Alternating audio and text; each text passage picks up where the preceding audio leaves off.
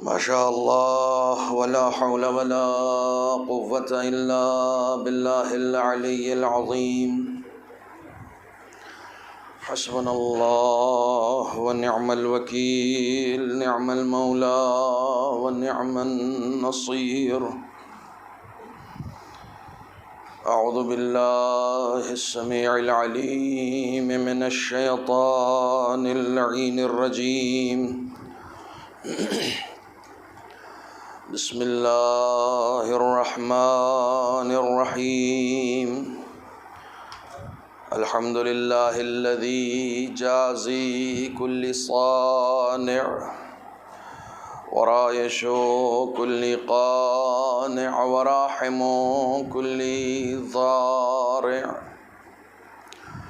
ومنزل المنافع والكتاب الجامع بالنور الساطع، وهو للدعوات سامع وللكربات دافع وللدرجات رافع وللجبابرة قامع، فلا إله غيره ولا شيء يعدله، ليس كمثله شيء وهو السميع البصير اللطيف الخبير، وهو على كل شيء قدير. والصلاة والسلام والتحية والإكرام على السيد الأنام الذي سمي في السماء أحمد وفي الأرض أبي القاسم محمد،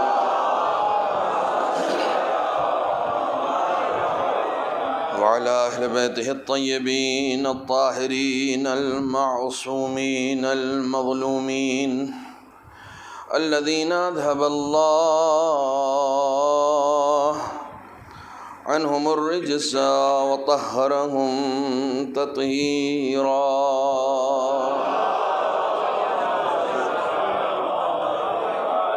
واللعنة الدائمة الباقية على أعدائهم وغاصب حقوقهم ومنكري فضائلهم أجمعين. أما بعد فقد قال الله الحكيم: أما بعد فقد قال أبو عبد الله الحسين عليه الصلاة والسلام: إن حوائج الناس إليكم من نعم الله فلا تملوا النعم. صلوات پڑھیں محمد.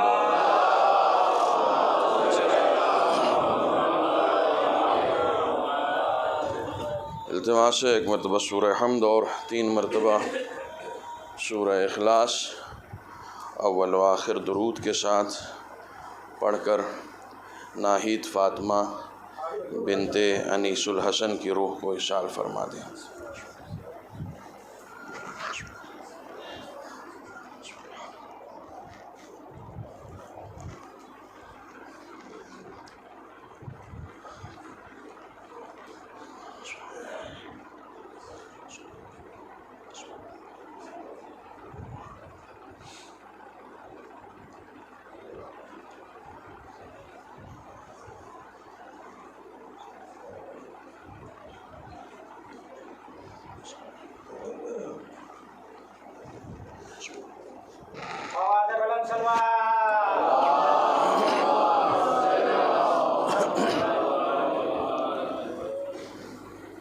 برادران عزیز، مجلس ایصال ثواب ہے. الحمدللہ میرے سامنے اس وقت دلی، آگرہ، جبل پور، امروہہ، فرید آباد سب نظر آ رہا ہے، اور یہ اتفاق بھوپال میں پہلی مرتبہ ہو رہا ہے. ماشاءاللہ سے ہر سرزمین سے جڑے ہوئے افراد ہمارے سامنے بیٹھے ہوئے ہیں. خداوند عالم ان سب کی شرکت کو قبول فرمائے اور اس شرکت کے ذریعے سے مرحومہ کے درجات کو بلند فرمائے اور انہیں امام حسین کے جوار میں بلند مقام عطا فرمائے۔ ہمارے پاس یہی ایک عظیم وسیلہ ہے جسے ذات والا صفات حضرت سرکار سید الشہداء امام حسین علیہ السلام نام نامی سے پہچانا جاتا ہے۔ آپ یقین جانیں میں ہمیشہ یہ بات عرض کرتا ہوں کہ میدان محشر میں نہ ہم اپنی نمازوں پر بھروسہ کر سکتے ہیں، نہ ہم اپنی عبادتوں پر بھروسہ کر سکتے ہیں، نہ ہم اپنے دیگر اعمال پر ناز کر سکتے ہیں، لیکن جو نسبت ناز کرنے کے لائق ہے وہ نسبت ہی امام حسین علیہ السلام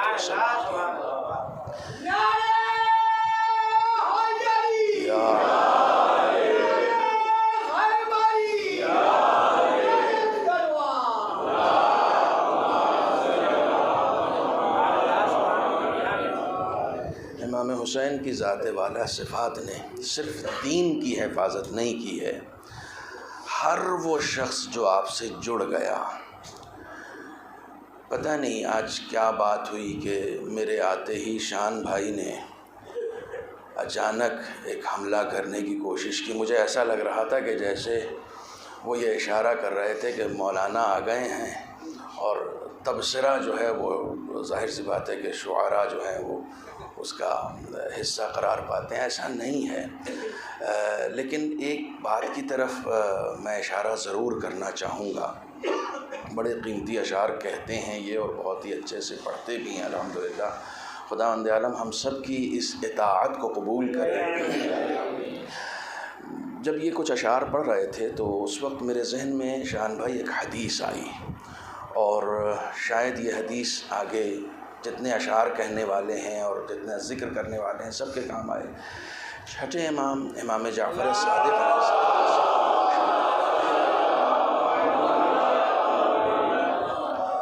بالکل صاف صاف حدیث ہے۔ آپ فرماتے ہیں ہم اس کے بھی کام آتے ہیں جو ہمیں تسلیم نہیں کرتا۔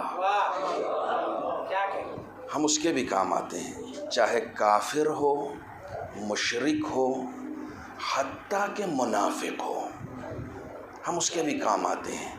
اہل بیت کا فیض کہیں پر بھی کم نہیں ہوتا ہے۔ آپ یقین جانیں اہل خدا بند عالم کا اگر کوئی انکار کر دے تو خدا اس کا رزق بند تھوڑی کر دیتا ہے۔ جناب ابراہیم نے ان کی عادت تھی کہ وہ بغیر کسی مہمان کے کھانا نہیں کھاتے تھے۔ ایک دن دوپہر گزر گئی اور شام آ گئی، وہ بھی بھوکے بیٹھے ہیں، کوئی مہمان نہیں آ رہا ہے۔ آخر میں گھر سے باہر نکلے کہ دیکھیں کوئی آتا ہے یا نہیں آتا ہے۔ ایک بوڑھا سا شخص انہیں نظر آیا، گئے کہ چلیں اس سے منت کریں، سماجت کریں کہ میرے ساتھ کھانا کھا لو۔ جیسے ہی قریب گئے تو دیکھا مشرک ہے، تو اب ان کا جی نہیں چاہا کہ میں اللہ کا نبی ہو کر کسی مشرک کو اپنے یہاں کھانے پر بلاؤں۔ واپس آ گئے۔ واپس جب آئے تو جبرائیل گھر پہ آ گئے، کہا خدا کو یہ تمہارا عمل پسند نہیں آیا۔ کہا جبرائیل کیوں نہیں پسند آیا؟ کہا جب سے وہ پیدا ہوا ہے تب سے آج تک وہ مشرک ہے۔ خدا نے کہا اب تک تو میں نے اس کا کھانا اس کو پہنچایا تھا، ایک دن اس کا رزق تم کو کیا دے دیا؟ تم نے اس کا رزق روک لیا۔ خداوند عالم اس کا بھی رزق نہیں روکتا جو اس کو تسلیم نہیں کرتا۔ جو شان خدا کی ہے وہی شان خدا کے نمائندوں کی بھی ہے۔ اہل بیت کا فیض ہمیشہ ان اشخاص پر بھی پہنچتا ہے کہ جو ان کو نہیں مانتے۔ اگر میں اس کے اوپر ثبوت آپ کو فراہم کرنا چاہوں تو آپ یقین جانیں آج کی یہ مجلس مکمل ہو جائے گی اسی بات پر۔ سید ابن طاؤس، سنیے بہت ہی جذباتی بات ہے، سید ابن طاؤس امام حسین کی ضریح کو پکڑ کے کہتے ہیں مولا شمر کو معاف مت کیجئے گا۔ تو تو شاگردوں نے پوچھا یہ کیا کہہ رہے ہیں امام حسین سے آپ کے شمر کو معاف نہیں کیجیے گا؟ کیا امام حسین شمر کو بھی معاف کر سکتے ہیں؟ کہا تم اس خانوادے کو جانتے نہیں ہو، اگر جانتے تو کبھی ایسا نہ کہتے۔ یہ وہ خانوادہ ہے جو اپنے دشمنوں کو بھی شربت کا جام پیش کر دیتا ہے، اپنے قاتلوں کو بھی آب حیات عطا کر دیتا ہے۔ یہ وہ خانوادہ ہے جو دشمنوں پر اتنے مہربان ہیں، وہ دوستوں پر کتنے مہربان ہوں گے اس کا اندازہ ہم نہیں لگا سکتے ہیں۔ ایک صلوات پڑھیں محمد و آل محمد۔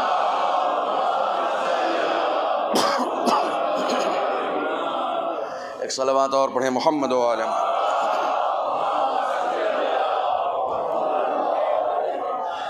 یہ شان ہے اہل بیت علیہم الصلاۃ والسلام کی، یہ کرم ہے ان کا، یہ عنایتیں ہیں ان کی، یہ نوازشیں ہیں ان کی، جو بے پناہ ہیں ان کے ساتھ بھی جو ان کو نہیں چاہتے، ان کے ساتھ بھی جو ان کو چاہتے ہیں۔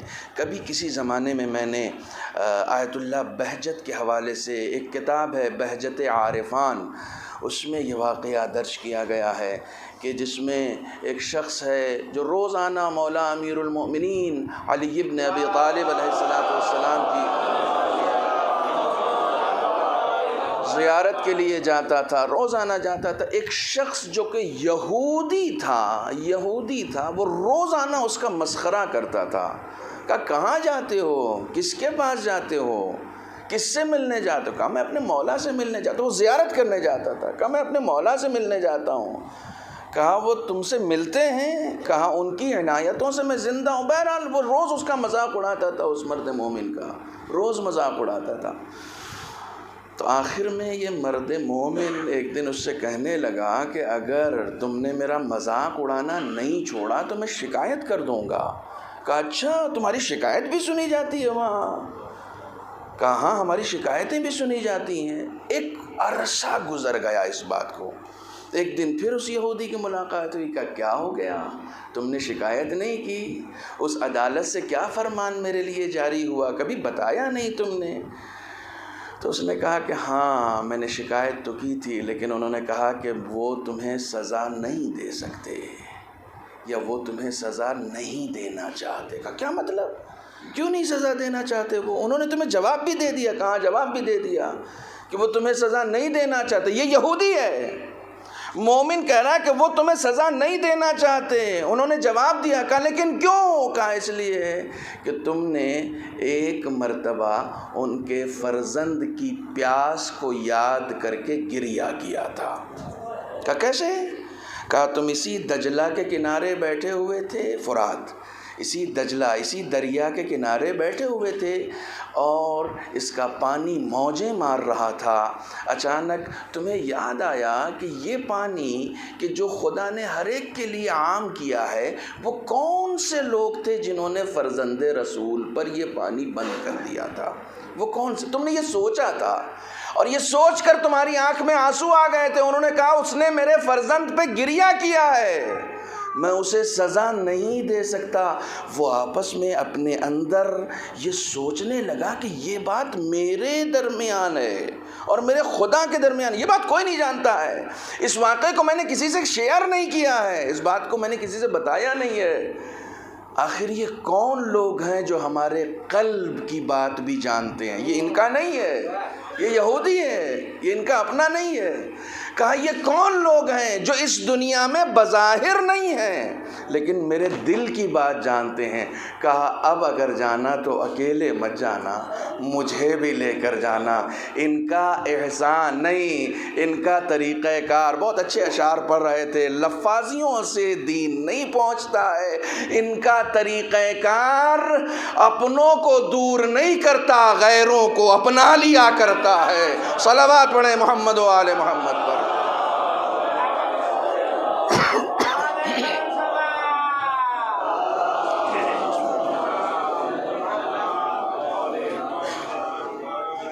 یہ ان کا اپنا طریقہ کار ہے، یہ ان کی شان کریمی ہے۔ آپ یقین جانیں ہماری ساری وابستگی صرف اہل بیت سے اس بنیاد پر ہے کہ جو غیروں پر اپنا کرم کم نہیں کرتے، ہمارا رشتہ تو پھر بھی محبت کا. ٹھیک ہے آپ یہ کہہ سکتے ہیں کہ شاید ولایت کو اس طریقے سے ہم تسلیم نہیں کرتے جس طریقے سے کرنا چاہیے، اور یہ صحیح بھی ہے. شیعہ ہونے کا دعویٰ بہت بڑا ہے، شاید یہ دعویٰ ہم نہ کر سکیں، لیکن اتنا تو ہے کہ ہم محبت کا دعویٰ تو پیش کر سکتے ہیں کہ ہم محبت کرتے ہیں. ہمارے یہاں کا کوئی اپنا مرتا ہے، راشد بھائی چلے گئے، ہمارے یہاں کا کوئی اپنا مرتا ہے تو ہم اس کے ذکر کی محفل نہیں کرتے، ہم اہل بیت کے ذکر کی مجلس کرتے ہیں. کیوں کرتے ہیں؟ کیونکہ ہم اپنوں کے درد کو اسی وقت آسانی سے بانٹ سکتے ہیں کہ جب اہل بیت کا ذکر پر پاؤ. یہ محبت ہے، یہ محبت ہے. میں ہمیشہ ایک سوال کرتا ہوں، یہ تو تازہ تازہ غم ہے، آج تو مجلس چہلم ہے. میں اگر آپ سے کہوں کہ آپ کے دادا پردادا یا 4 نسل پہلے، مثلا بہت سارے ایسے لوگ ہوں گے جو یہاں پر شاید 50 سال سے ہیں، اصل میں کہیں اور ہوں گے، مثلا یہ شان بھائی نصیر آباد کے ہیں، بہت سارے لوگ ایسے ہیں جو دور سے آئے ہیں، یو پی سے آئے ہیں لیکن یہاں رہ رہے ہیں. ہمیشہ یہ ہوتا ہے، مثلا 4 نسل پہلے کوئی تھا جو یہاں آیا تھا، میں آپ سے کہوں کہ صاحب ان کا نام کیا تھا، تو آپ کو ڈائری نکالنی پڑے گی تاکہ آپ ان کا نام دیکھ سکیں. میں آپ سے کہوں کہ ان کی تاریخ وفات کیا ہے، تو آپ کو سوچنا پڑے گا، پوچھنا پڑے گا، سرچ کرنا پڑے گا. 4 نسل پہلے جس کا خون میری رگوں میں دوڑ رہا ہے، نہ اس کے نام کا ہمیں علم ہوتا ہے نہ تاریخ وفات. اور اگر ہم اس سے کہتے ہیں کہ آپ دیکھیے ان کی تاریخ وفات یہ ہے، بریانی کھلا رہے ہیں آپ، آئیے نیاز کرتے ہیں ان کے نام سے آپ بریانی کھلائیے. ہم تیار نہیں ہوتے ہیں کہ صاحب اپنے ابا کی برسی میں 1 سال کے بعد ہم نے نہیں کھلایا تھا. جس کا خون میری رگوں میں دوڑ رہا ہے میں اس کے نام پر کھلانے کے لیے تیار نہیں ہوتا ہوں. اے حسین تم نے کیسا معجزہ کر دیا کہ 1400 سال کے بعد بھی ہمارے یہاں کا جب کوئی مرتا ہے تو ہم اس کے نام پر نہیں کھلاتے، حسین کے نام پر کھلاتے ہیں. صلوات پڑھیں محمد و آل محمد. آج کی اس مجلس کے لیے چونکہ میں ظاہر سی بات ہے کہ بھوپال سے جڑا ہوا ہوں اور مسلسل یہاں کا سفر لگا رہتا ہے، میں آتا رہتا ہوں، چنانچہ مختلف موضوعات کو مجھے منتخب کرنا پڑتا ہے. آج کی اس مجلس کے لیے میں نے جس موضوع کو منتخب کیا ہے وہ حاجت روائی ہے. عام طور سے میں نے بہرحال اس موضوع پر مجلس نہیں سنی ہے، لیکن آج کوشش کرتا ہوں کہ چند معروضات آپ کی خدمت میں پیش کر سکوں. حدیث جو میں نے آپ کے سامنے پیش کی ہے وہ بھی امام حسین کی ہے. امام حسین ارشاد فرماتے ہیں ان حوائج الناس الیکم من نعم اللہ. بہت توجہ رکھیے گا، جو لوگ میرے مزاج سے بخوبی واقف ہیں وہ واقف ہیں، جو نہیں واقف ہیں وہ آج واقف ہو جائیں گے. امام فرماتے ہیں کہ لوگوں کا اپنی حاجتیں تمہارے پاس لے کر آنا خدا کی نعمتوں میں سے ایک نعمت ہے. اگر کوئی تمہارے دروازے پر آ رہا ہے کہ میں محتاج ہوں، میں فقیر ہوں، میں ضرورت مند ہوں، تو یہ خداوند عالم کی نعمتوں میں سے ایک نعمت ہے. خدا کسی اور دروازے پر بھی بھیج سکتا تھا، تمہارے در پر بھیجنے کا مطلب یہ ہے کہ تم خدا کی نگاہ میں ہو. من نعم اللہ، خدا کی نعمتوں میں سے ایک نعمت ہے. لوگوں کا تم سے مطالبہ کرنا خدا کی نعمتوں میں سے ایک نعمت ہے. اللہ اکبر. نعمتیں کیا ہیں؟ حیات نعمت ہے، دولت نعمت ہے، گھر نعمت ہے، اولاد نعمت ہے، سکون نعمت ہے. جہاں یہ ساری چیزیں نعمت ہیں، امام حسین کہتے ہیں کوئی تم سے کچھ طلب کر رہا ہے نا تو اس کا طلب کرنا بھی نعمت ہے، اس کے لیے نہیں، تمہارے لیے نعمت ہے، تمہارے لیے نعمت ہے. خداوند عالم نے اس کام کے لیے تمہیں چنا ہے، اس کام کے لیے تمہیں منتخب کیا ہے کہ تمہارے دروازے پر آ رہا ہے. کوئی تمہارے دروازے پر اگر آ رہا ہے تو 2 رکعت شکرانے کی نماز زیادہ پڑھنا، کیونکہ اس منصب پر خدا نے خاصان خدا کو منتخب کیا تھا. لوگ 3 دن تک ایک ہی دروازے پر کیوں جایا کرتے تھے؟ کسی اور دروازے پر کیوں نہیں جایا کرتے تھے؟ ایک ہی دروازے پر جانے کا مطلب یہ ہے کہ خدا کی نعمتیں اسی گھر میں تمام ہوئی ہیں. یہ خدا کی نعمتوں میں سے ایک نعمت ہے کہ کوئی تمہارے پاس آ رہا ہے، کوئی تم سے طلب کر رہا ہے، اور اگر خدا نخواستہ تم نے جھڑک دیا، اما یہاں اپنے تو لالے پڑے ہوئے ہیں، اس پر سے تم چلے آئے، تو اس کا مطلب یہ ہوتا ہے کہ خدا کی دی ہوئی نعمت کو آن دا اسپاٹ ٹکرا دینا۔ شیخ انصاری کے پاس ایک شخص آیا مانگنے کے لیے، جیب خالی ہے، 2 دن سے فاقہ ان کے گھر میں بھی ہے۔ کہنے لگے کہ کہاں رہتے ہو؟ کہا فلاں جگہ رہتا ہوں۔ کہا وہاں سے قریب ایک مسجد ہے، دیکھا وہ اس کا ایڈریس پتہ ہے؟ کہا ہاں پتہ ہے۔ کہ وہاں جاؤ، فلاں صاحب ہیں، اور وہاں پر اگر تم اس وقت سے اس وقت کھڑے ہو گے تو بہت ساری پریشانی تمہاری حل ہو جائے گی، بہت خیرین آتے ہیں وہاں پر، بہت ساری مشکل تمہاری حل ہو جائے گی۔ تو شاگرد نے پوچھا یہ کیا کیا آپ نے؟ کہنے کہ میرے پاس دینے کے لیے کچھ نہیں تھا۔ کہا اچھی بات تو کر سکتا ہوں نا، اگر کسی کو دینے کے لیے ہمارے پاس کچھ نہیں ہو تو کم سے کم اسے جھڑکو تو نہیں، ایک اچھا سا مشورہ تو دے سکتے ہیں نا کہ ہاں کہاں پر اس کی ضرورت پوری ہو سکتی ہے۔ وہ جانتے ہیں کہ یہ خدا کی نعمتوں میں سے ایک نعمت ہے، فلا تمل النعم، خدا کی نعمتوں کو کبھی ٹھکرانا نہیں۔ اگر کوئی تمہارے پاس اپنی حاجتیں لے کر آیا ہے، ہم سوچتے ہیں ذرا سا پیسہ ہو گیا تو حج کر لیں، واجب ہے، واجب ہے، لیکن صرف پہلی مرتبہ واجب ہے، دوسری مرتبہ تھوڑی واجب ہے۔ جب آپ مستطیع ہو گئے تو اب واجب ہے آپ کے اوپر، آپ جائیں حج کریں، لیکن نہیں، چونکہ ہم کو اپنے نامہ اعمال میں کم لوگوں کے یہاں کریڈٹ لینے کے لیے یہ لکھوانا، ارے صاحب 3 بار حج کیا ہے انہوں نے۔ چھٹے امام کے پاس ایک شخص آیا، آ کے کہنے لگا مولا حج پہ جا رہا ہوں۔ کہا مبارک ہو۔ کہا بیٹھو میں حج کا ثواب بتاتا ہوں۔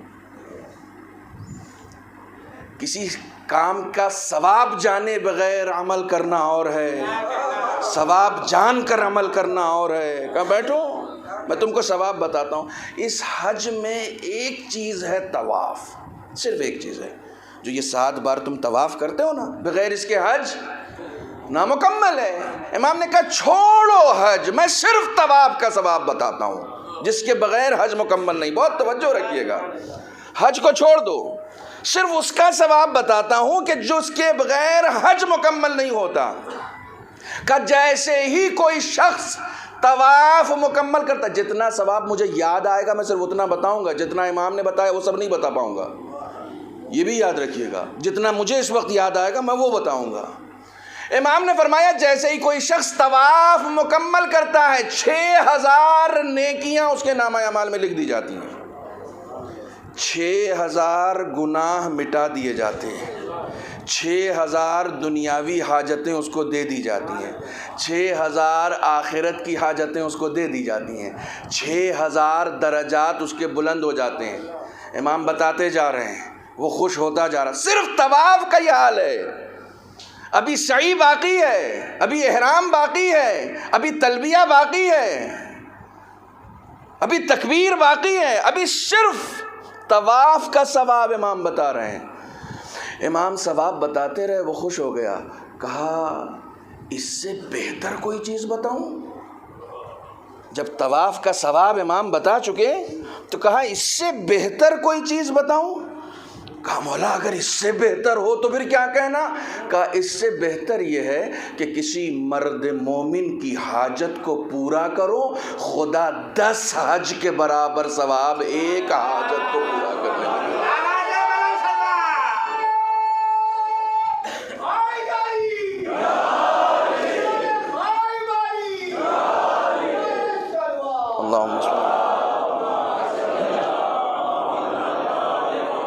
میں جان بوجھ کر یہ باتیں ایصال ثواب کی مجلس میں عرض کر رہا ہوں۔ 10 حج کے برابر صرف ایک مومن کی حاجت کو پورا کرنا، کس وقت؟ کہ جب تمہیں کوئی ضرورت مند نظر آئے، ممکن ہے کہ وہ ضرورت مند نہ ہو۔ توجہ فرمائیے گا، کئی مرتبہ ایسا ہوتا ہے کہ نہیں آپ کو ڈاؤٹ ہے، نہیں یہ لگتا نہیں ہے، تمہارے ثواب میں کمی نہیں ہوگی اس ڈاؤٹ کی بنیاد پر۔ نہیں صاحب مجھے ڈاؤٹ ہے، ڈاؤٹ تو ہے نا، یقین تھوڑی ہے۔ ہمارے ہاں فقہ کا مسئلہ ہے، فقہ کا مسئلہ ہے، لا تنقض الیقین بالشک۔ قبلہ بیٹھے ہوئے ہیں، یہ فقہی مسئلہ ہے کہ کسی بھی شک کی بنیاد پر یقین کو ڈیمیج نہیں کیا جا سکتا. بہت توجہ رکھیے گا. دیکھیے میں آپ کے درمیان آتا رہتا ہوں اس لیے مجھے معلوم ہے کہ مجھے کون سی بات کس لہجے میں ڈیلیور کرنی ہے. کسی بھی شک کی بنیاد پر یقین کو ڈیمیج نہیں کیا جا سکتا ہے. مجھے شک ہے, مجھے ڈاؤٹ ہے کہ یہ آدمی مستحق نہیں ہے, لیکن یہ تو یقین ہے کہ یہ مانگنے آیا ہے. اس بات کا تو یقین ہے نا کہ یہ مانگنے آیا ہے. اس بات کا شک ہے کہ یہ مستحق ہے یا نہیں ہے. عمل شک پہ کرو گے یا یقین پہ؟ میری یہ ابا ہے مثال کے طور پر, یہ ردا میری نجس ہو جائے, اگر مجھے معلوم ہے کہ نجس ہو گئی, مثال دے رہا ہوں, میں نے جب گھر پہنچا میں تو میں نے اپنی اہلیہ سے کہا کہ یہ ابا ردا نجس ہو گئی ہے, آپ اسے پاک کر دیجئے گا. توجہ فرمائیے گا. میں دوسرے سفر پہ گیا, دوسری ابا لے کر گیا, دوسری ردا لے کر گیا. جب واپس آیا تو میں نے پوچھا آپ نے اسے پاک کر دیا تھا؟ تو انہوں نے کہا کہ ہاں شاید کر تو دیا تھا. اب بتائیے یہ نجس ہے یا پاک؟ یہ نجس ہے یا پاک؟ انہوں نے کہا ہاں شاید, یقین نہیں ہے ان کو, پاک کرنے کا شک ہے. بہت توجہ رکھیے گا. اس ردا کو پاک کرنے کا شک ہے, لیکن اس کے نجس ہونے کا مجھے, توجہ فرمائیے گا, اس کے نجس ہونے کا مجھے یقین ہے, پاک کرنے کا شک ہے. یہ نجس ہے یا پاک؟ نجس ہے نا, کیونکہ نجاست کا ہے یقین اور طہارت کا ہے شک. شک اور یقین میں جب لڑائی ہو تو کون جیتتا ہے؟ اما اب مجھے اشارہ کرنا پڑے گا, مجھے کیا کھل کے بولنا پڑے گا کہ جہاں جہاں شک ہو اور جہاں جہاں یقین ہو, جیت ہمیشہ یقین والے کی ہوتی ہے. شک والا کبھی جیت نہیں سکتا, اس کی فتح نہیں ہوگی. علی کہتے ہیں لو کشف الغطاء لمزددت یقینا, پردے ہٹا بھی دیے جائیں تو میرے یقین میں اضافہ ہونے والا نہیں ہے. میرا یقین آخری مرحلے پر ہے, آخری منزل پر ہے. شک کرنے والوں کے ساتھ نہ جانا, یقین کرنے والوں کے ساتھ رہنا. جب شک اور یقین میں لڑائی ہوتی ہے تو جیت نہیں. ایک ایسی مثال دیتا ہوں جو بہت چبھتی ہوئی ہے. اظہر صاحب پڑھا رہے ہیں نماز, نہیں اظہر صاحب نہیں, بھیا کچھ کہتے ہوئے ڈر لگتا ہے, چھوڑو, کوئی اطہر صاحب ہیں وہ پڑھا رہے ہیں. اب اپنے ذہن میں مت لینا کون صاحب ہیں, کوئی صاحب بھی ہیں, کوئی صاحب پڑھا رہے ہیں نماز. نماز کی ہے دوسری رکعت, نہیں توجہ رکھنا, نماز کی ہے دوسری رکعت. دوسری رکعت میں دوسرے سجدے کے بعد جیسے ہی یہ بیٹھے انہوں نے کہا بحول اللہ. کہنا کیا تھا؟ کہنا کیا تھا؟ تشہد پڑھنا تھا نا, الحمدللہ. ان کو پڑھنا تھا تشہد, انہوں نے کہہ دیا بحول اللہ. اب جو لوگ پیچھے تھے انہوں نے کہا الحمدللہ. کمال یہ ہے اب تک امام جماعت پڑھا رہا تھا. اب اس سے زیادہ کھل کے تو میں نہیں کہہ سکتا نا. اب تک نماز امام جماعت پڑھا رہا تھا, لیکن فوراً پیچھے والوں نے کہا الحمدللہ. بھئی آپ کیوں کہہ رہے ہیں؟ امام وہ ہے, آپ تو ماموم ہیں, آپ کا کام پیچھے چلنا ہے. کہا قبلہ امامت اسی وقت تک ہوگی جب تک امام یقین کے عالم میں ہو, لیکن جیسے ہی شک ہو گیا تو جس کا یقین قائم ہوگا اقتدا اس کی جائے گی, چاہے وہ پیچھے ہی کیوں نہ ہو. اپنے بالکل سادے لینگویج میں کہوں, یقین والوں کی چلتی ہے, شک والوں کی. یہ بات جملہ معترضہ کے طور پر آ گئی تھی اس لیے عرض کر دیا میں نے. ایک صلوات پڑھیں محمد و آل محمد.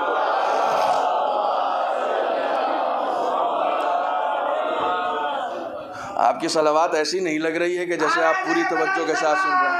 اللہ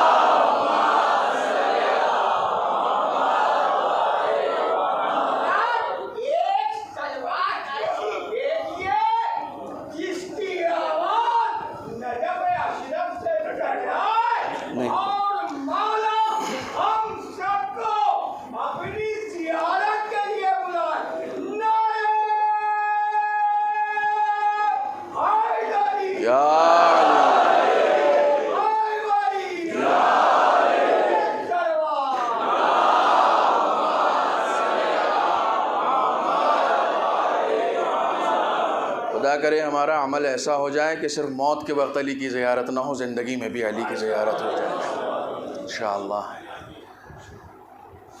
ہمیں شک ہے کہ یہ پتہ نہیں مستحق ہے نہیں ہے، لیکن یہ تو یقین ہے کہ یہ مانگنے آیا ہے۔ امام فرماتے ہیں دے دو، تم دے دو، ڈاؤٹ میں مت رہو، تمہارے سامنے دستے سوال اس نے دراز کر دیا ہے، مانگ لیا ہے۔ اللہ اکبر۔ امام حسین کی حدیث سنائی ہے میں نے آپ کو، دروازے پر سائل آیا، مولائے کائنات نے امام حسین کے پاس بھیج دیا، کہا کیا چاہیے؟ کہ یہ چاہیے، مثلا ایک مقدار اس نے بتایا کہ اس کی ضرورت ہے۔ امام نے کہا رکو، گھر گئے، جو جمع پونجی تھی وہ جمع کیا، خواتین سے کہا کچھ گہنے وہنے ہیں؟ کہا ہاں ہے، سب جمع کیا، ایک رومال میں لپیٹا، اور رومال میں لپیٹ کے گھر کے اندر سے، سامنے نہیں آئے، دروازہ کھولا نہیں، گھر کے اندر سے ہاتھ باہر کر کے امام حسین نے کہا یہ لو۔ کہا مولا سامنے کیوں نہیں آ رہے ہیں؟ کہا شرمندگی ہے۔ اللہ اکبر۔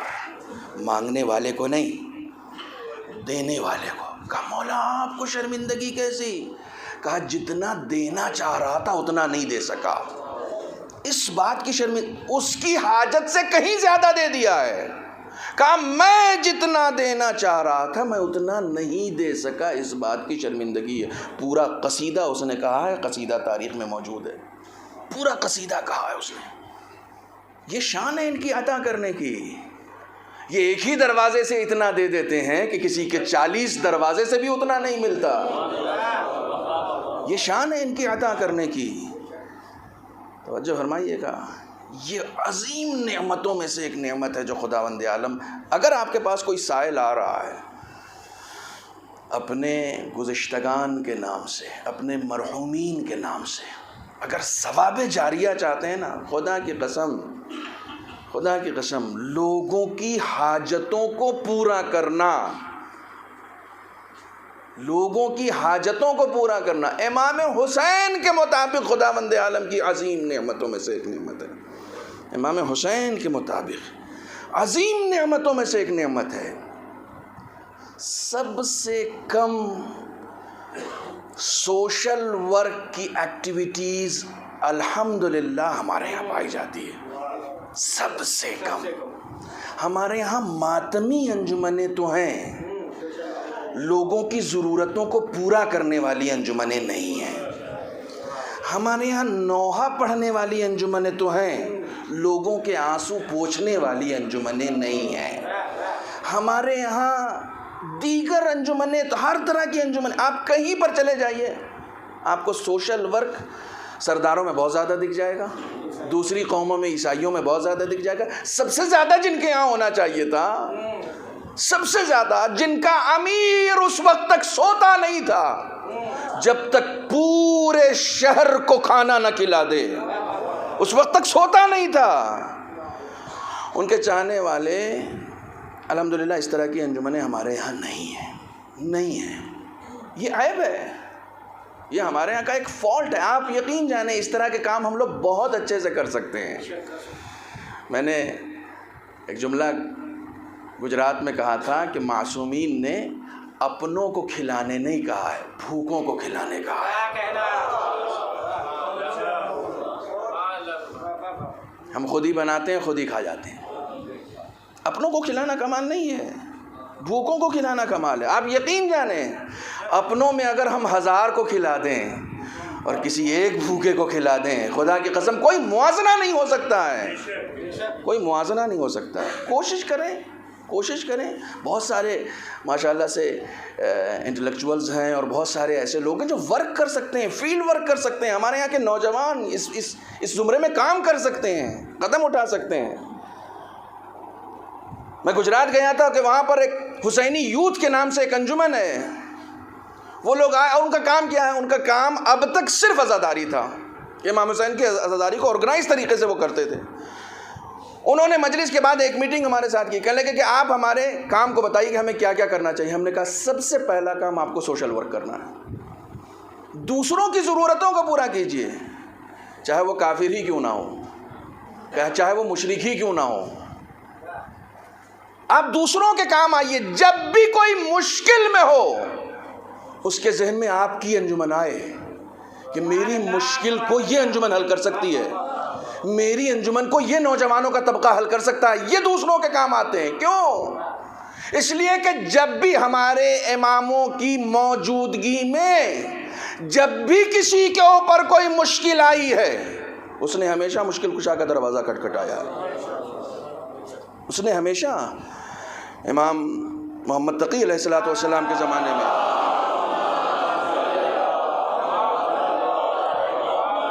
امام کے زمانے میں ایک شخص ہے, اسے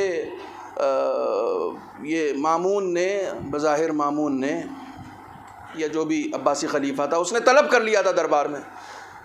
یہودی ہے, اسے طلب کر لیا گیا دربار میں. اس نے کہا دربار میں طلب کرنے کا مطلب تو یہ ہے کہ اب مشکل میں آ گئے ہم, میری گردن جائے گی, کچھ نہ کچھ ایسا ہے, میں یہودی بھی ہوں, عباسی خلیفہ بیٹھا ہوا ہے, اس کا مطلب میں مشکل میں آ گیا. سوچنے لگا میری مشکل حل کون کر سکتا ہے, میری مشکل حل کون کر سکتا ہے. فوراً ذہن میں امام محمد تقی علیہ السلام کا نام آیا.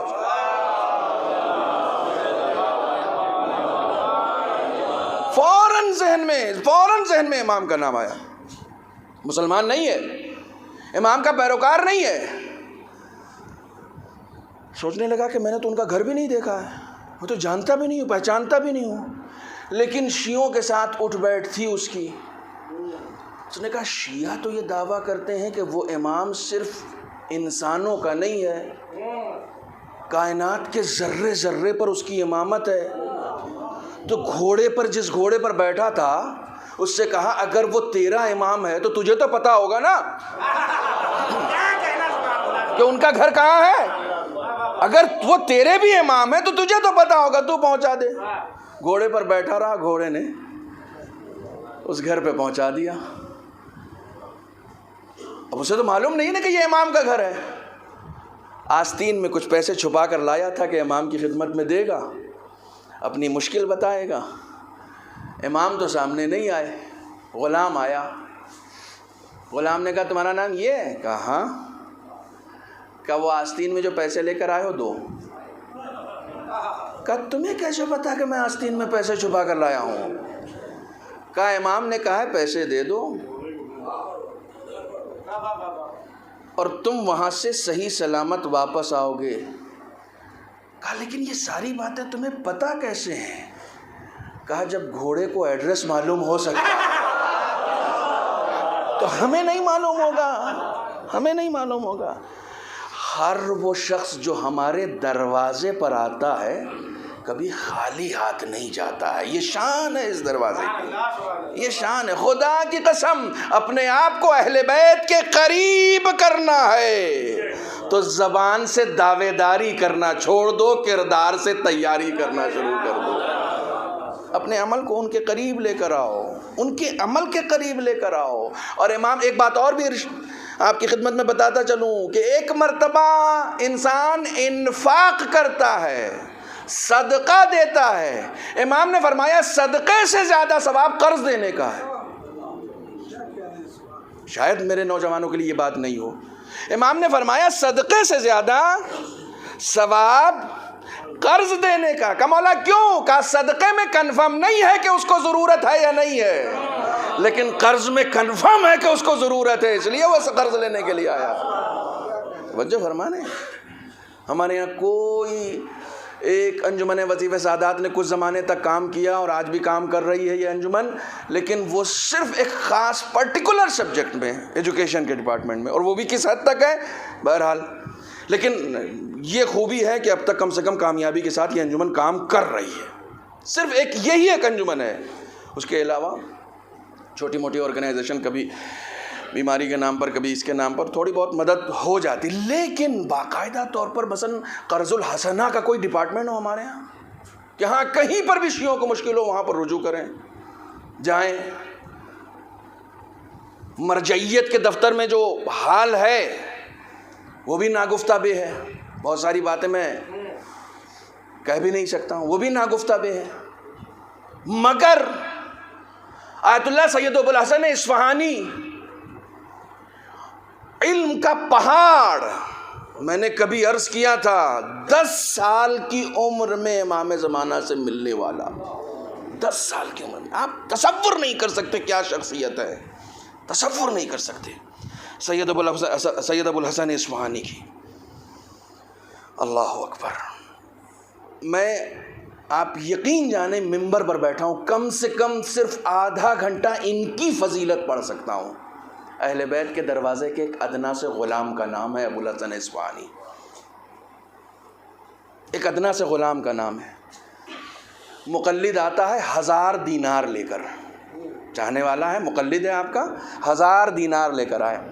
قبلہ یہ میرا اس بار کا خمس ہے. 1000 دینار کا اماؤنٹ آپ کو بتاؤں, کم سے کم میرے استاد نے کہا جس زمانے میں وہ یہ اماؤنٹ لے کر آیا تھا, کم سے کم اس وقت 3 گھر خریدے جا سکتے تھے.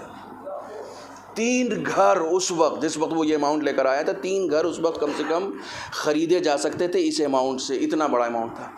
کہا 1000 دینار ہے لیکن اس میں 200 درہم کم ہے, اس لیے 800 درہم لے کر آؤں. کہا کم کیوں ہے, جب تم نے خمس نکالا ہے تو پورا کا پورا ہونا چاہیے. کہا نہیں, اس میں سے 200 درہم جو ہے, چونکہ میرا ایک پارٹنر ہے وہ یہودی ہے اور اس نے 200 درہم ابھی مجھے لوٹائے نہیں ہیں. اس نے 200 درہم رکھ لیے ہیں, مجھے لوٹائے نہیں ہیں. جیسے ہی وہ لوٹا دے گا میں آپ کو خدمت میں لا دوں گا. تو انہوں نے کہا کہ تمہارے ساتھ کام کرتا ہے؟ کہا جی. کہا کیا واقعی لوٹانے کے قابل نہیں؟ کہا نہیں, صرف یہ کہ لوٹانے کے قابل نہیں, اس کا سارا بزنس چوپٹ ہو چکا ہے, مفلوق الحال ہو چکا ہے وہ. کہنے لگے یہ 800 اٹھاؤ, جا کے اس کو دے آؤ. کون ہے؟ یہودی. مرجعیت پیسہ بٹورنے کا نام نہیں ہے, مرجعیت دوسروں کی مشکلوں کو دور کرنے کا نام ہے. توجہ فرما رہے ہیں. کہا یہ 800. کہا لیکن وہ یہودی ہے. کہا میں مر جاؤں یا تم؟ ہمارے یہاں کی سب سے بڑی مشکل یہی ہے, 6 میٹر کپڑا سر پہ لپیٹا نہیں کہ مرجع کو چیلنج کرنا شروع کر دیا. ہاں, کبھی کبھی تو ٹوپی میں بھی کر دیتے ہیں. لباس کے پیچھے مت جائیے, مرجع کو چیلنج کرنا شروع. بس ممبر پہ چرب زبانی آنی چاہیے. کہا میں مر جاؤں یا تم, مجھے جواب دینا ہے یا تمہیں؟ کہا مجھے جواب دینا نا, میں تمہیں حکم دے رہا ہوں کہ یہ 800 درہم اٹھاؤ, جا کے اسے دے آؤ, اور وہ پوچھے تو کہہ دینا ہمارے مرجع نے دیا. نبض جانتا ہے کیونکہ نباز قوم کا نمائندہ ہے. وہ اٹھا اور اٹھنے کے بعد اس کے گھر آیا, یہودی کے, اپنے دوست کے, اس کے گھر آیا, دق الباب کیا. بیٹی آئی, دیکھا اس نے یہ تو پیسہ مانگنے والے ہیں. کہا کہ بابا کو بلاؤ. کہا نہیں, بابا کی طبیعت ٹھیک نہیں, وہ آ نہیں پائیں گے. اس نے کہا بابا سے کہو پیسہ لینے نہیں آیا ہوں, دینے آیا ہوں. وہ اٹھ کے آ گیا. کہا یار میری حالت اس وقت واقعی ایسی نہیں ہے کہ میں تمہیں دے سکوں. کہا مجھے معلوم ہے, میں اپنے یہاں کا کہ جو حقوق ہوتے ہیں, جو ہمارے یہاں کا خمس ہوتا ہے, میں اس کو دینے کے لیے اپنے مرجع کے پاس گیا تھا. 1000 دینار اس بار بن رہا تھا, تو تمہارے پاس 200 درہم تھے, یہ 800 درہم میرے پاس ہے. میں ان کے پاس لے کر گیا. انہوں نے کہا کہ چونکہ تم مفلوق الحال ہو چکے ہو, تمہارے حالات خراب ہو چکے ہیں, انہوں نے تمہارے لیے بھجوایا ہے. کہہ رہا کیا کہہ رہے ہو تم؟ کہا یہ سسٹم کیا ہے تمہارے یہاں کا؟ توجہ نہیں کیا آپ نے. کہا یہ سسٹم کیا ہے تمہارے یہاں کا؟ کہا یہ کون ہے جس کے پاس تم لے کر جاتے ہو؟ کہا دیکھو, ایک ٹیکس تو وہ ہے جو ہم حکومت کو دیتے ہیں, ایک ٹیکس وہ ہے جو شریعت نے ہمارے اوپر لاگو کیا ہے. کہا شریعت والا ٹیکس کس کو دیتے ہو؟ کہا جس کی تقلید کرتے ہیں. کہا کس کی تقلید کرتے ہو؟ اب وہ پورا سسٹم اس نے سمجھانا شروع کیا. کہا میں یہودی ہوں, لیکن جو کام تم کر رہے ہو یہ کام موسیٰ کا کام ہے. یہ کام تو موسیٰ کا کام ہے. یہ کون سا سسٹم ہے جو کام انبیاء کا ہے اور غیر معصوم انجام دے رہا ہے؟ کہا ہمارے یہاں کا سسٹم یہی ہے. کہا 800 درہم بعد میں دینا. کہا پہلے لے کر چلو. جو سسٹم بغیر مذہب کو دیکھے مدد کرنا جانتا ہو, وہی مذہب, وہی سسٹم ہماری دنیا بھی آباد کرے گا, آخرت بھی آباد کرے گا. صلوات پڑھیں محمد و آل محمد.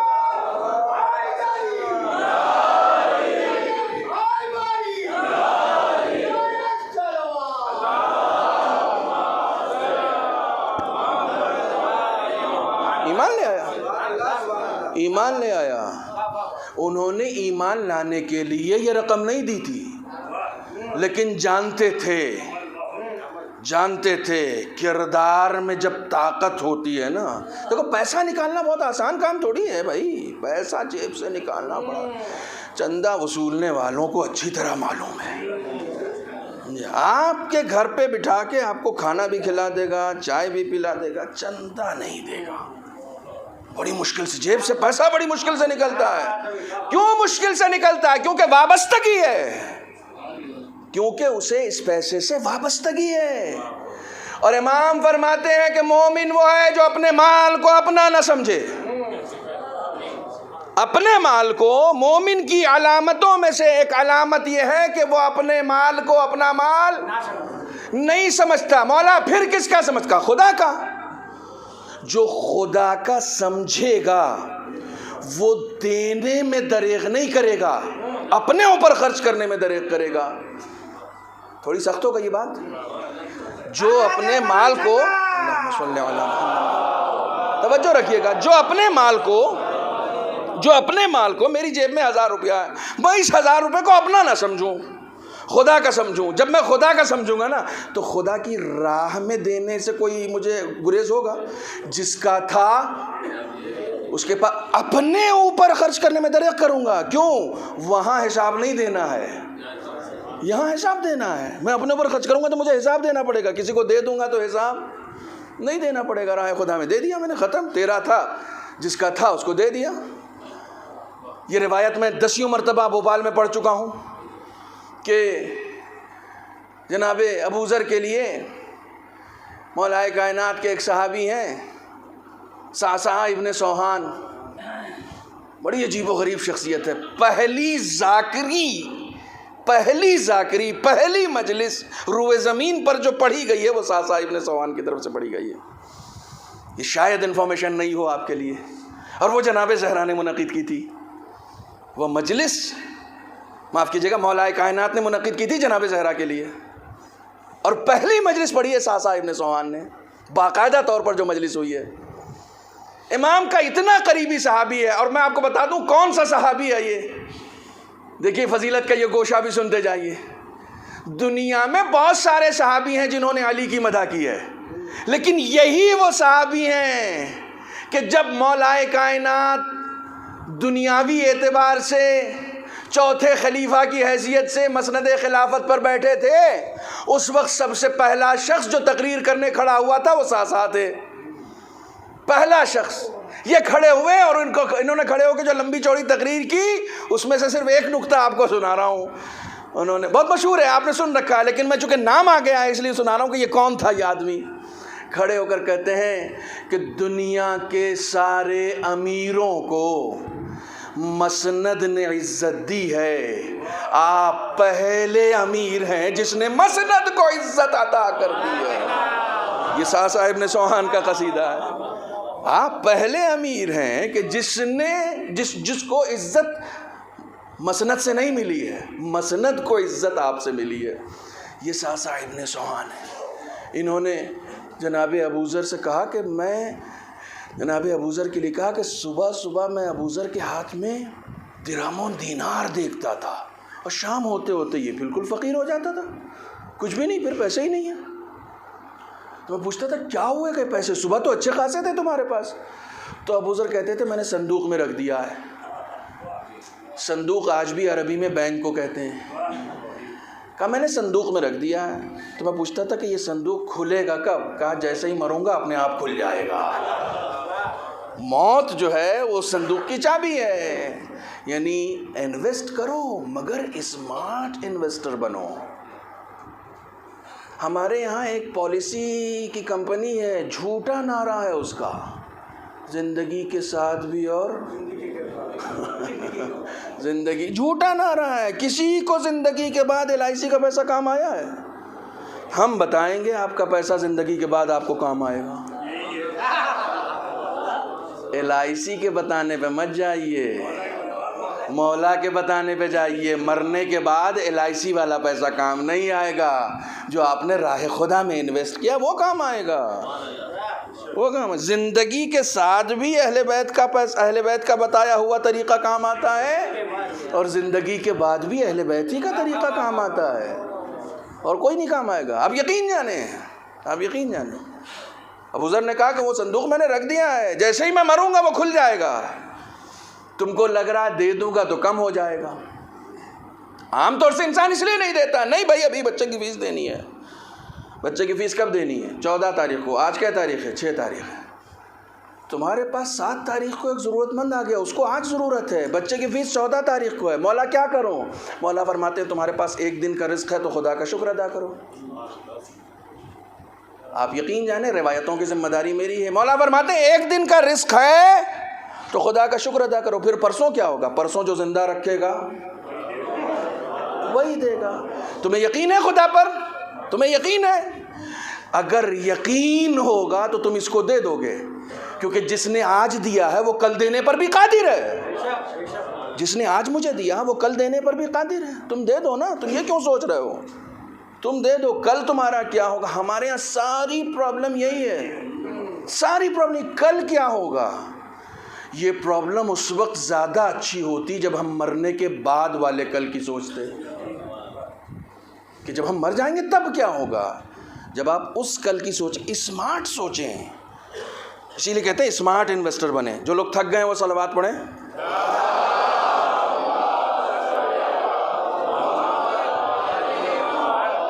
نہیں یہ گفتگو ایسی بھائی، مجھے معلوم ہے بھوپال والوں کو تھکنے کی عادت ہے، جبھی تو مجھے بلاتے ہیں۔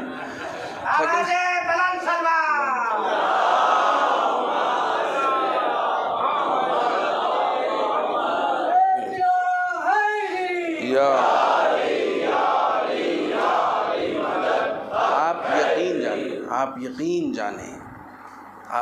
جانیں خدا پر توکل اور خدا پر یقین کا اظہار ہی انفاق سے ہوتا ہے۔ یقین، یہ یقین ایک کلپ بنی تھی ابھی گجرات میں، بڑی مشہور بھی ہو گئی، جو لوگ مجھے فالو کرتے ہیں انہوں نے یہ کلپ سن رکھی ہوگی، کہ ایک شخص گیا تربوز بیچنے والے کے پاس اور کہنے لگا کہ بھیا خدا کے نام پر مجھے ایک تربوز دے دو۔ سچا واقعہ ہے۔ اس نے دیکھا جو تربوز نہیں بک رہا تھا صبح سے، ذرا سا ایک طرف سے ڈھیلا تھا، اس نے اٹھا کے دیکھا، یہ لو پکڑو۔ تو اس نے سونگھا، وہ تو سونگھنے کے لائق نہیں تھا، کھانے کے لائق کہاں سے رہے گا۔ تو اس نے کہا نہیں بھیا یہ تو کھا نہیں پائیں گے۔ اس نے جیب ٹٹولا، کچھ پیسے ویسے نکالے، کہا بھیا اس کا جو آتا ہو دے دو۔ اس نے کہا اچھے خاصے پیسے ہیں، ٹھوک ٹھاک کے اچھا بجا کے، تربوز والے بجا کے دیتے ہیں، ٹھیک ہے۔ اب وہ دیا انہوں نے، کہا ہاں یہ تو اچھا ہے۔ اس نے دونوں تربوز ہاتھ میں لیا، کہا خدایا یہ تیرے لیے دیا ہے، یہ پیسے کے لیے دیا ہے، سسٹم ہے ہمارا۔ خدایا یہ تیرے لیے دیا ہے، یہ پیسے کے لیے دیا ہے۔ ہمارا معاشرہ ایسا ہے، ہم خدا کے لیے وہ دیتے ہیں جو نہیں چلتا۔ جو تربوز یہاں نہیں چلے گا وہ آخرت میں چلے گا۔ ہم کسی فقیر کو پیسہ بھی دیتے ہیں نا تو 5 کا وہ نوٹ دیتے ہیں جو بازار میں نہیں چل رہا ہوتا، یہ بنا نہیں چل رہا یار، بہت دن سے رکھا ہوا، لو اس کو دے دیتے ہیں، یہ چلا لے گا۔ جو تم نہیں چلا پائے وہ چلائے گا۔ جو دنیا میں نہیں چلا وہ آخرت میں کہاں سے چلے گا بھائی؟ وہ آخرت میں کہاں سے چلے گا؟ وہ دو جو اپنے لیے پسند کرتے ہو۔ ایک خاتون کے ایصال ثواب کی مجلس ہے، بی بی زہرا سلام اللہ علیہا،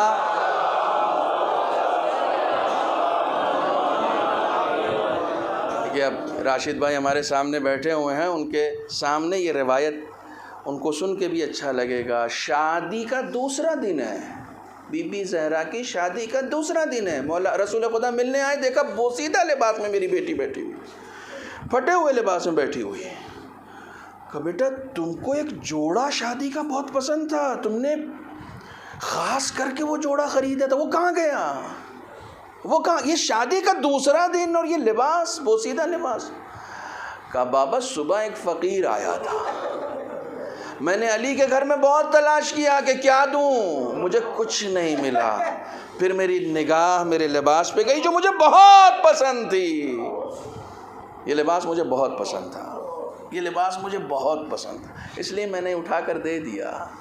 لن تنالوا البر حتی تنفقوا مما تحبون، وہ دو جو تمہیں پسند ہو، وہ دو۔ آپ یقین جانیں آپ کے پاس کمی نہیں ہوگی، آپ ایکسپیریمنٹ کر کے دیکھ لیں۔ آپ مجھے جس معصوم کی قسم کھانے کو کہیں گے میں کھا کر آپ کو یقین دلا سکتا ہوں کہ انفاق کرنے میں کمی نہیں ہوتی ہے، راہ خدا میں خرچ کرنے میں کمی نہیں ہوتی ہے، کسی بھی حاجت مند کی حاجت روائی کرنے سے کمی نہیں ہوتی ہے، نہیں ہوتی ہے۔ جب کوئی کسی کی حاجت روائی کرتا ہے تو خدا اس بندے پر ناز کرتا ہے، ناز کرتا ہے۔ کیوں ناز کرتا ہے؟ کہ جو کام میرا تھا، میرا بندہ یہ کام کر رہا ہے۔ امام کا ارشاد ہے کہ من فرج عن عبدہ، جس نے بھی کسی مومن کی، عن مومن یا عبدہ، جس نے بھی کسی مومن کی مشکلات کو دور کیا، خدا آخرت میں اس کی مشکلوں کو دور کرے گا، خدا آخرت میں اس کی مشکلوں کو دور کرے گا۔ یقین، خدا کی ذات پر یقین ہمیں اس مرحلے پر پہنچا سکتا ہے کہ جس خدا نے ہمیں آج یہ رزق دیا ہے، کل بھی میرا خدا وہی ہے، وہ بدلنے والا تھوڑی ہے۔ نہ میں اپنا خدا بدلوں گا، نہ خدا اپنی خدائی کا طریقہ بدلے گا۔ جو خدا مجھے آج یہ رزق دے سکتا وہ کل بھی دے سکتا ہے۔ تو میں آج کسی کی ضرورت کو پورا کرتا ہوں، میرا خدا پھر مجھے کل دے گا، پھر مجھے کل دے گا۔ آپ یقین جانیں، آپ یقین جانیں، نہ دنیا میں، اب میں اپنی طرف سے کہوں گا تو آپ کو شاید یقین نہ ہو، امام فرماتے ہیں الصدقۃ تنزل الرزق، صدقہ رزق کے نازل کرنے کا سبب ہے۔ رزق نازل ہوتا ہے صدقے سے، صدقہ رزق میں اضافے کا سبب ہے، صدقہ رزق میں اضافے کا سبب ہے۔ ہم لوگ صدقے کے نام پر بھی 1-2 روپیہ نکالتے ہیں، زیادہ کسی کو توفیق ہو گئی تو 5 روپیہ، کم سے کم اتنا نکالیں کہ ایک آدمی کا پیٹ بھر جائے، کم سے کم، کم سے کم۔ آپ روزانہ اپنے گھر سے نکلتے وقت اگر ایک مومن کا پیٹ بھرنے کے لیے رزق نکال دیں گے، اور مجھے لگتا ہے کہ 10 روپے میں بھر سکتا ہے، کم سے کم، کم سے کم، کم سے کم 10 روپے میں بھر سکتا ہے۔ آج کی ڈیٹ میں ہمارے ہندوستان میں بھی 5 روپے کی روٹی آ جاتی ہے، کم سے کم۔ کسی ایک مومن، کسی بھی مومن، کسی بھی بھوکے، حدیث کی لفظ ہے اطعم الجائع، بھوکے کو کھانا کھلاؤ، اطعم المومن نہیں ہے، میں حدیث کا ذمہ دار ہوں۔ اطعم الجائع، بھوکے کو کھانا کھلاؤ، جو بھی بھوکا ہے اس کو کھانا کھلاؤ، جو بھی بھوکا ہے۔ کمال ہے، اللہ اکبر۔ بس میں بالکل آخری مرحلے میں ہوں، مصائب کے 2-4 لفظ مجھے پڑھنے ہیں، لیکن یہ حدیث آپ کو مجھے مکمل کرنے دیجیے۔ جائے، یہاں پر یہ بھی شرط نہیں ہے کہ انسان ہو، جو بھی بھوکا ہے۔ نجس کتا بھی تمہیں بھوکا نظر آئے نا تو اس کو بھی کھلاؤ۔ میں بھی کل ہی جا رہا تھا دہلی میں، تو دیکھا کہ یہ جو ڈاگ لورز ہوتے ہیں نا، ان کے یعنی کتوں کے فوڈز کی پوری ایک دکان ہے۔ میں نے کہا کہ یہ ڈاگ لورز نہیں ہیں، یہ نفس پرست ہیں، یہ صرف اپنے کتے کی غذا خریدتے ہیں، بھوکے کتے کی غذا نہیں خریدتے۔ یہ جو اپنے آپ کو ڈاگ لورز کہتے ہیں نا، اینیمل لورز کہتے ہیں، یہ نفس پرست ہیں، یہ صرف اپنے کتے کے لیے غذا لیتے ہیں، گلی میں بھوکے کتوں کے لیے غذا نہیں لیتے۔ یہ دین ہمارا یہ کہتا ہے کہ کتا بھی چاہے بھوکا ہو۔ جناب زینب کے شوہر جناب عبداللہ اپنے باغ میں بیٹھے ہوئے تھے، دیکھا ایک حبشی آیا اور اس کو بھوک لگ رہی تھی، اس نے ظاہر سے مزدور ہے، اس نے جو ہے وہ اپنا کھانا جو پشت پہ رکھے ہوا تھا وہ کھولا اور کھانا ہی چاہ رہا تھا، دیکھا سامنے ایک کتا آ گیا۔ اب کتا زبان نکال کے باہر بیٹھ گیا، تو اس حبشی نے اپنی روٹی اٹھائی، اٹھا کے اس کتے کے سامنے دے دی۔ کتے نے روٹی کھائی، پھر زبان باہر، اس نے دوسری روٹی اٹھائی، وہ بھی دے دی۔ دوسری روٹی کھا کے بھی کتا جو ہے وہ پھر زبان باہر نکال کے کھڑا ہو گیا۔ اس نے تیسری آخری روٹی اٹھائی، اس نے اٹھا کے دے دی، شاید میں نے آپ کو سنایا ہو، تیسری روٹی بھی دے دی۔ جناب عبداللہ یہ منظر دیکھ رہے تھے، ایک غلام حبشی آدمی کتے کو کھانا کھلا رہا ہے، اس کے پاس آ کہنے کہ کیا ہوا، تم نے کھانا کھایا نہیں؟ کہا مجھ سے زیادہ بھوکا یہ کتا تھا۔ کہا تم نے اسے کیوں دے دیا؟ کہا میرا رزق پھر کہیں نہ کہیں مل جائے گا، اسے کون لا کر دے گا، اسے کون لا کر دے گا، میں تو کہیں نہ کہیں ابھی پھر کچھ نہ کچھ کر کے کھا لوں گا، اسے کون لا کر دے گا۔ انہوں نے گھر سے اس باغ کے پیپر منگوائے اور اس پیپر کو لے کر جسے کہا جاتا ہے کہ جو بھی ڈاکومنٹ بنانے کی جگہ ہوتی ہے وہاں گئے رجسٹرار آفس میں اور جا کے وہ پورا باغ اس کے نام کر دیا۔ تو اس نے کہا کہ یہ کام آپ کیوں کر رہے ہیں؟ یہ تو میں نے خدا کے لیے کیا ہے۔ کہا میں بھی وہی کر رہا ہوں۔ نہیں آپ پہلے جملہ میرا سنیں۔ کہا میں بھی خدا کے لیے کر رہا ہوں۔ کہا لیکن مجھے تو کتے کا پیٹ بھرنا تھا۔ کہا میں یہ چاہ رہا ہوں اس ثواب میں مجھے شریک بنا لو۔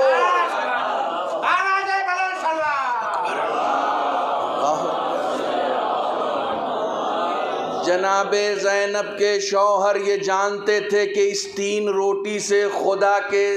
تین روٹی کے ذریعے سے خدا سے اس نے جو سودا کیا ہے وہ پورے باغ کو بھی دے کر شاید نہیں لیا جا سکتا۔ وہ جانتے تھے۔ کہا کہ مجھے اس میں شریک بنا لو، اس کے ثواب میں شریک بنا لو، ایک بھوکے کتے کے پیٹ بھرنے کے ثواب میں مجھے شریک بنا لو، بس یہ باغ تمہارا ہے۔ انہیں معلوم ہے اس کی قیمت، معلوم ہے نا، انہیں معلوم ہے اس کی قیمت۔ یہ وہ لوگ ہیں جو کبھی کچا سودا نہیں کرتے۔ داماد کس کے ہیں؟ جس نے خدا سے سودا کیا ہے۔ یہ سودا کرنا اچھی طریقے سے جانتے ہیں۔ اسی لیے میں ہمیشہ کہتا ہوں اسمارٹ انویسٹر بنو، ایسا سودا جو ہمیشہ باقی رہنے والا ہے، خدا کی قسم۔ میں ہمیشہ ایک بات کہتا ہوں اور یہی بات کہہ کے میں گزر رہا ہوں، مصائب پہ آ رہا ہوں۔ دنیا دار فنا ہے، دنیا کو دار مفر کہا گیا ہے، جلدی سے گزر جانے والی، فوراً گزر جاتی ہے، فوراً فرار ہو جاتی ہے۔ آخرت کو دار مقر کہا گیا ہے، باقی رہنے والی جگہ، ہمیشہ باقی رہنے والی جگہ۔ یہ فرار ہو جانے والی دنیا ہے، اس سے دل نہ لگائیں۔ آپ کو پتہ چلا کب محرم آیا، کب گزر گیا؟ فوراً چلا گیا، پتہ ہی نہیں چلا ہمیں پتہ ہی نہیں چلا، کیونکہ یہ فرار ہو جاتی ہے۔ جو دنیا فرار ہو جانے والی ہے اس سے کیا دل لگانا،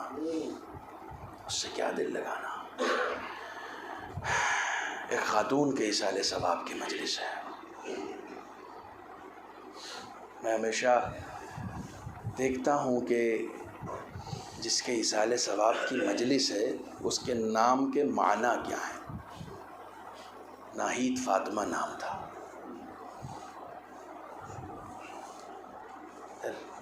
لغت نے ایک مہربان، خوش مزاج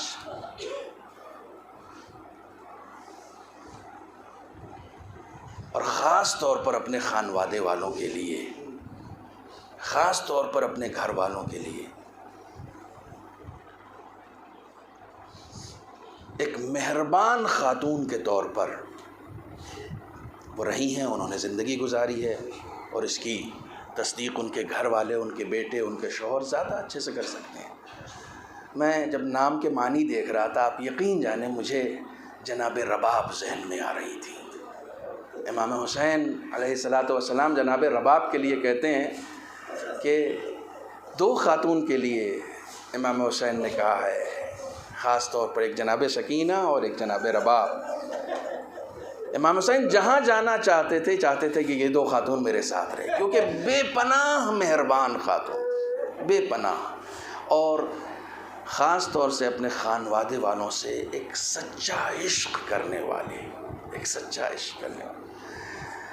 میں نے روایتوں میں دیکھا ہے کہ امام سید سجاد سے جناب رباب نے کربلا پہنچ کر، جب ایک ایسے راستے پر، یہ لٹا ہوا قافلہ ایک ایسے راستے پر پہنچا ہے کہ جہاں سے مدینہ بھی جا سکتے تھے، کربلا بھی جا سکتے تھے، امام سید سجاد نے پوچھا خواتین سے کہ آپ لوگ کہاں جانا چاہیں گی، کربلا جانا چاہیں گی یا مدینے جانا چاہیں گی؟ اب ہم رہا ہو چکے ہیں۔ تو سب نے بیک زبان ہو کر کہا کہ ہمیں پہلے کربلا جانا، اب تک ہم نے اپنے چاہنے والوں کی قبروں کی زیارت بھی نہیں کی ہے، ہمیں پہلے کربلا جانا ہے۔ سب نے بیک زبان ہو کر کہا۔ بس مجھے دو جملے مصائب کے آپ کے سامنے پیش کرنے ہیں۔ جیسے ہی کربلا پہنچے ہیں، تاریخیں کہتی ہیں بیویاں اپنے آپ کو قبروں پہ گرانا شروع کرتی ہیں۔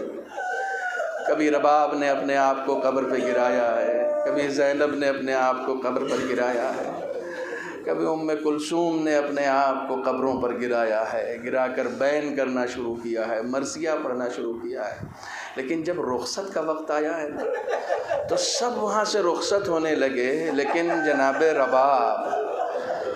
جناب رباب ہمارے استاد ہمیشہ کہتے ہیں کہ اگر توسل کرنا ہو نا، کبھی تو امام حسین کی اس زوجہ سے توسل کیا کرو، امام حسین کی اس چاہنے والی بیوی سے توسل کیا کرو، کیونکہ شب عاشور جب ساری خواتین اپنے اپنے بچے کو تیار کر رہی تھیں تو یہ واحد خاتون تھی جو اپنے بچے کے جھولے پہ سر رکھ کے گریہ کر رہی تھی۔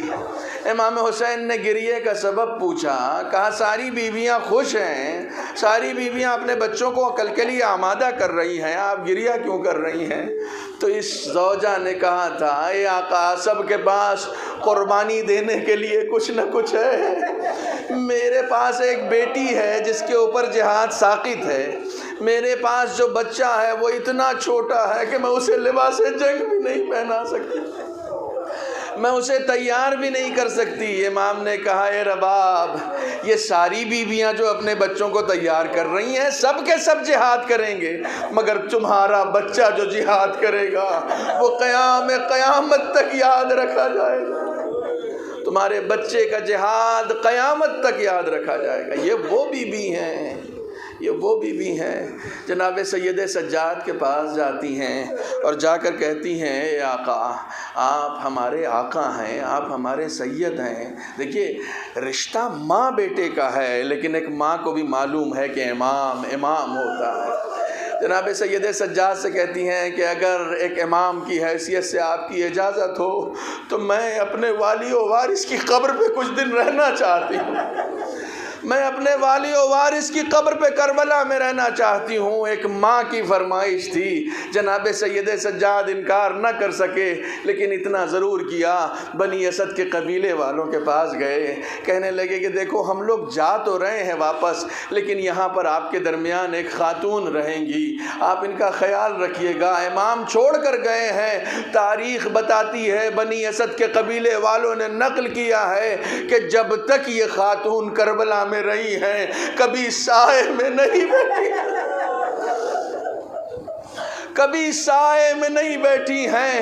لٹا ہوا قافلہ مدینے چلا گیا، کچھ زمانے کے بعد تاریخ بتاتی ہے کہ جناب رباب بھی جب مدینے پہنچی ہیں تو دیکھنے والوں نے پہچانا نہیں ہے کہ جناب رباب کا چہرہ دھوپ میں بیٹھتے بیٹھتے اتنا سیاہ ہو چکا تھا کہ نہ سید سجاد نے پہچانا، نہ جناب زینب نے پہچانا، لیکن عمل وہی جاری رہا۔